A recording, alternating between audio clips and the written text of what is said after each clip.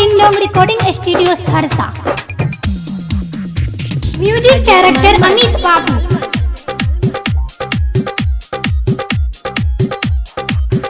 जिला सहरसा वाला के दिली धोखा गे, जिला सहरसा वाला के दिली धोखा गे।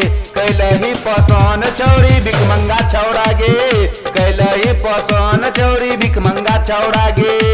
जिला गोपालगंज वाला के दिली धोखा गे, जिला गोपालगंज वाला के दिली धोखा गे। कैलही पसंद चौरी भिकमंगा छौड़ा गे, कैलही पसंद चौरी भिकमंगा छौड़ा गे। Mahakal ding dong recording studio Saharsa.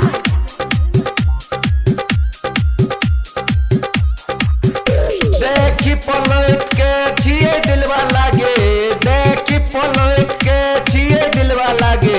कैलही पसंद चौरी भिकमंगा छौड़ा गे, कैलही पसंद चौरी भिकमंगा छौड़ा गे, कैलही पसंद चौरी भिकमंगा छौड़ा गे। जिला सहरसा वाला के दिली धोखा गे, जिला सहरसा वाला के दिली धोखा गे। कैलही पसंद चौरी भिकमंगा छौड़ा गे, कैलही पसंद चौरी भिकमंगा छौड़ा गे। जिला सहरसा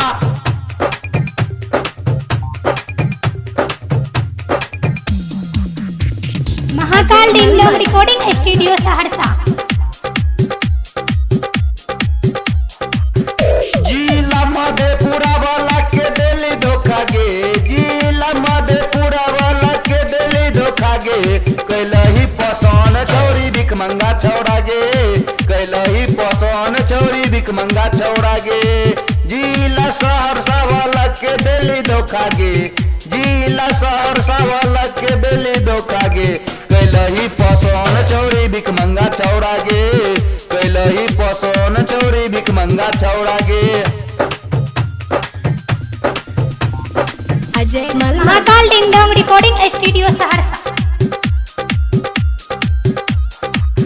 अमित दीवाना के दिली धोखा गे, अमित दीवाना के दिली धोखा गे। कैलही पसंद चौरी भिकमंगा छौड़ा गे, कैलही पसंद चौरी भिकमंगा छौड़ा गे। अमित दीवाना के दिली धोखा गे, अमित दीवाना के दिली धोखा गे। कैलही पसंद चौरी भिकमंगा छौड़ा गे, कैलही पसंद चौरी भिकमंगा छौड़ा गे। जिला मधेपुरा वाला के दिली धोखा गे, जिला पूर्णिया वाला के दिली धोखा गे। कैलही